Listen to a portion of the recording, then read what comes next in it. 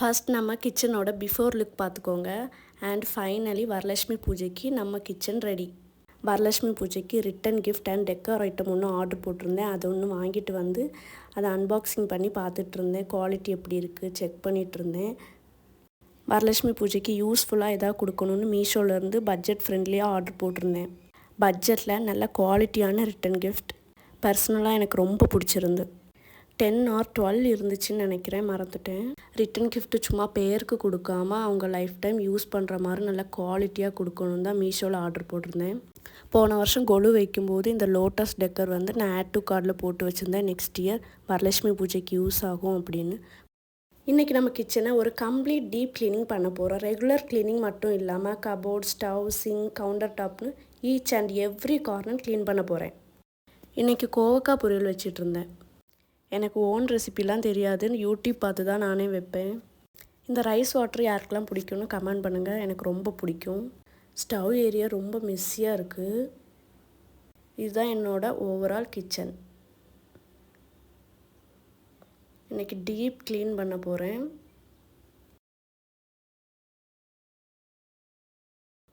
So first கிச்சனில் இருக்கிற unnecessary item எல்லாம் ரிமூவ் பண்ணிவிட்டு க்ளீன் பண்ண ஸ்டார்ட் பண்ணிடலாம். லாஸ்ட் இயர் நினச்சேன் வரலட்சுமி பூஜை நெக்ஸ்ட் இயராவது கண்டிப்பாக வைக்கணும் அப்படின்னு. அதான் இந்த வருஷம் வைக்க போகிறேன். ரொம்ப ஹாப்பியாக இருக்குது எனக்கு.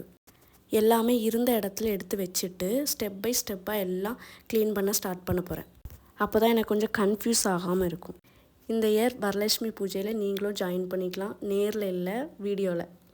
இனி என்னோடய டெய்லி ரொட்டீன் லைஃப் ஸ்டைலை வ்ளாகாக அப்லோட் பண்ண போகிறேன். பிடிச்சிருந்தா நம்ம சேனலை சப்ஸ்கிரைப் பண்ணுங்கள். மிக்ஸி ஜாரெல்லாம் ரொம்ப அழுக்காக இருந்துச்சு. அதெல்லாம் சோக் பண்ணி வச்சுட்டேன் ஒரு 15 minutes. அப்போ தான் கொஞ்சம் வாஷ் பண்ண ஈஸியாக இருக்கும் எனக்கு. வெசல்ஸ் எல்லாம் வாஷ் பண்ண ஸ்டார்ட் பண்ணிட்டேன். இதை வாஷ் பண்ணி முடித்தாலே பாதி க்ளீனிங் முடிஞ்ச மாதிரி. நான் இப்போ இருக்கிறது ரெண்டல் ஹோமு. நான் 2nd floorல இருக்கேன். எனக்கு க்ளீனிங் பண்ணுறது ரொம்ப பிடிக்கும். சம்டைம்ஸ் உடம்பு முடியலைனா மட்டும் அப்படியே போட்டு வச்சுருப்பேன். அது மட்டும் எனக்கு கொஞ்சம் கஷ்டமாக இருக்கும். நெக்ஸ்ட் டேயே ரெக்கவர் ஆகி எப்போ அந்த ஒர்க்கை முடிக்கணும் அப்படின்னு மைண்டில் ஓடிக்கிட்டே இருக்கும். இந்த வீடியோ பிடிச்சிருந்தா மறக்காமல் லைக் பண்ணுங்கள். நம்ம சேனலை கொஞ்சம் சப்போர்ட் பண்ணுங்கள். இந்த வரலட்சுமி பூஜையில் நான் ஸ்டெப் பை ஸ்டெப் என்னெல்லாம் பண்ணுறேன்னு எல்லாமே அப்லோட் பண்ணுறேன். வீக்லி 3 லாங் வீடியோ யூடியூப்பில் அப்லோட் பண்ணுறதுக்கு ட்ரை பண்ணுறேன். இன்னும் நிறைய பேர் சப்ஸ்கிரைப் பண்ணாமல் நம்ம வீடியோவை பார்த்துட்ருக்கீங்க. அவங்க எல்லாம் ஓடி போய் சப்ஸ்கிரைப் பண்ணுங்கள். வாஷ் பண்ணிகிட்டு இருக்கும்போது என் குழந்த அழுகிற சவுண்டு கேட்டுச்சு. எனக்கு 1.5 வயசில் ஒரு குழந்த இருக்குது. அவளை போய் பார்த்துட்டு வந்தேன். அவள் தூங்கும்போது தான் நான் வீட்டில் உள்ள எல்லா ஒர்க்குமே நான் பண்ணுவேன். இங்கே வீக்லி சண்டே மட்டும் 1 hour குடிக்கிற தண்ணி வரும். அதை 4 குடத்துலேயே நான் பிடிச்சி வச்சுருவேன். அது வீக் ஃபுல்லாக நான் ரன் ஆகும் எனக்கு. அது வச்சதுனாலே என்னவோ என்னோடய கிச்சன் ரொம்ப மெஸ்ஸியாகவே இருந்த மாதிரி எனக்கு ஒரு ஃபீலு. இந்த பானை வந்து எனக்கு எங்கள் அம்மா கொடுத்தது. இதில் தான் எப்போவுமே பூஜைக்கு பாயசம், சக்கரை பொங்கல்லாம் நான் வைப்பேன். பாத்திரம் வாஷ் பண்ணுறதுல எக்ஸ்பர்ட்லாம் இல்லை. எனக்கு தெரிஞ்ச மாதிரி நான் வாஷ் பண்ணி வீட்டில் வச்சுப்பேன். நெக்ஸ்ட் மிக்ஸி ஜார் எல்லாமே வாஷ் பண்ணேன். கொஞ்சம் கஷ்டமாக தான் இருந்துச்சு. குழந்தையும் பார்த்துக்கிட்டு சத்தம் இல்லாமல் பாத்திரம் கழுவ கஷ்டமாக தான் இருந்துச்சு. என் குழந்தை இன்றைக்கி 11:30க்கு தூங்கிட்டு 3க்கு தான் எழும்புனா. அதுக்குள்ளே ஃபுல்லாக கம்ப்ளீட் பண்ணி கொஞ்சம் முடிச்சிட்டேன் ஆல்மோஸ்ட். இந்த மிக்ஸி ஜார் கழுவுறது ரொம்ப கஷ்டமாக இருக்கும். உங்கள் வீட்டில் நீங்கள் எப்படி கழுவுவீங்கன்னு எனக்கு ஒரு கமெண்டில் சொல்லிட்டு போங்க. நான் அதையே ஃபாலோ பண்ணுறேன். ஃபைனலி மிக்ஸி ஜார் எல்லாம் எனக்கு தெரிஞ்ச மாதிரி நான் கழுவி முடிச்சிட்டேன். இன்றைக்கி யூஸ் பண்ண பாத்திரமும் குக்கிங்க்கான பாத்திரம் எல்லாமே வாஷ் பண்ணி முடித்து வச்சுட்டேன்.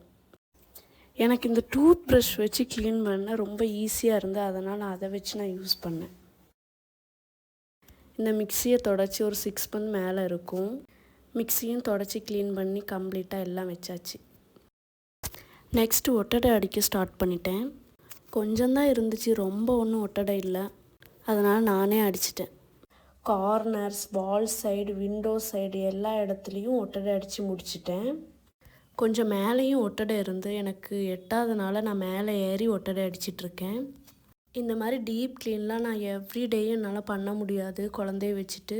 எப்போயாச்சும் இந்த மாதிரி ஃபங்க்ஷன் டைமில் பண்ணுறது தான். அப்புறம் செல்ஃபு மேலே உள்ள திங்ஸ் எல்லாம் எடுத்து கீழே வச்சுட்டு என்னதெல்லாம் வேணும் வேண்டாம் எல்லாம் பிரித்து எல்லாம் வேணுங்கிறத மட்டும் மேலே எடுத்து வச்சு அதை கம்ப்ளீட்டாக க்ளீன் பண்ணிட்டேன்.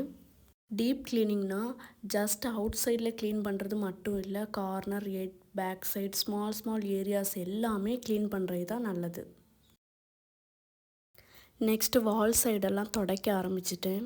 இங்கே தான் ஆயில் ஸ்டெயின், க்ரீஸு, டேட்டெல்லாம் இருக்கும். அதனால் ஃபுல்லாக வைப் பண்ணி எடுத்துட்டேன். குக் பண்ணும்போது ஆயில், மசாலா, வாட்டர் ஸ்டெயின் எல்லாமே கவுண்டர் டாப்லேயே அப்படியே ஸ்டிக் ஆகி இருந்துடும். ஃபர்ஸ்ட் அதை ஃபுல்லாக ரப் பண்ணி வச்சுட்டு அப்புறம் வைப் பண்ணி ஃபுல்லாக எடுத்துட்டேன். இது எனக்கு கொஞ்சம் ஈஸியாக இருந்துச்சு. ஃபஸ்ட்டு ஸ்க்ரப் பண்ணிவிட்டு அதுக்கப்புறம் வைப் பண்ணி எடுக்கிறது. இப்படி தான் என்னோடய க்ளீனிங் ப்ராசஸ் போயிட்டு இருந்துச்சு. இப்போவே கிச்சன் கொஞ்சம் கொஞ்சமாக சேஞ்ச் ஆகிட்டு வருது. ஸ்டவ் எல்லாம் கழுவி வச்சுருந்தேன், அதெல்லாம் எடுத்து மாட்டிட்டேன்.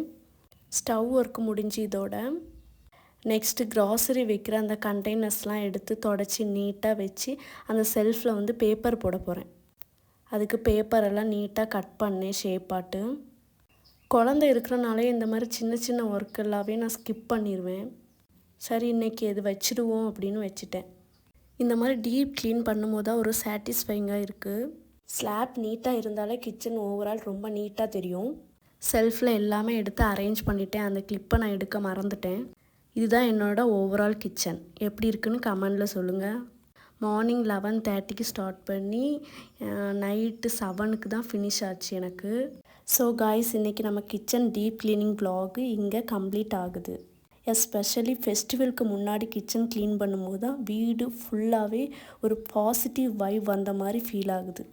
என் குழந்தை எழும்புனனால இந்த கிளிப்பு நான் எடுக்க மறந்துட்டேன். க்ளீன் கிச்சனில் குக் பண்ணுறதே ஒரு டிஃப்ரெண்ட் ஹாப்பினஸ் எனக்கு. பிஃபோரில் இருந்த கிச்சனும் இப்போ இருக்கிற கிச்சனும் கம்பேர் பண்ணும்போது டிஃப்ரென்ஸ் நல்லாவே தெரியுது எனக்கு. வீடியோ பிடிச்சிருந்தா லைக் பண்ணுங்கள், சப்ஸ்கிரைப் பண்ணுங்கள். அண்ட் நெக்ஸ்ட் வீடியோவில் மீட் பண்ணலாம். பாய். Happy cleaning.